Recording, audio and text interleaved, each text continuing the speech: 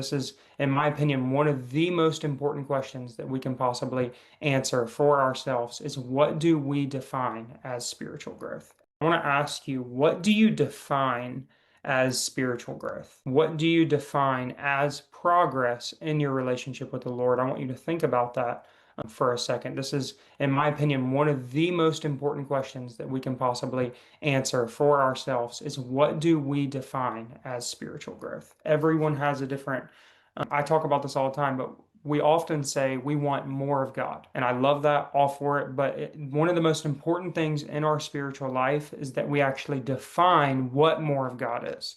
Because if I was at a conference speaking to 10,000 people and I said, raise your hand if you want more of God, I think probably 9,500 to 10,000 people would raise their hand. But the important thing is every single person would define more of God as something different. And so I want to give us a little bit of a definition for that this morning. I believe if we don't biblically determine what God is after in our lives, then we won't know what to go after. If we don't allow God to determine what spiritual growth is, then we will aimlessly throw darts in our spiritual life. We will adopt a mentality that anything is better than nothing, where as long as we are studying or doing spiritual things, that automatically must mean that we are deepening in our relationship with God. So, what is God after? What is God after for our spiritual lives? What is He craving? What is on His mind for our lives?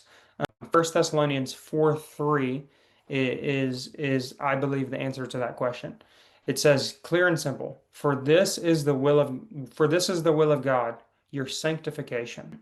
Other translations say this is the will of God, your holiness. Romans 8:28 says that we are predestined to be conformed into the image of his son. So what is God's will? What is God's overarching will for our life? What is his ambition? What motivates him is the inward formation of Jesus within us, not merely on the outside of us, the things we do for God, the things that he allows us to be a part of and what we get to see in the natural, but actually it's Jesus being formed, it's the character of Jesus being formed within the inside of us, which then in turn makes its way out of us.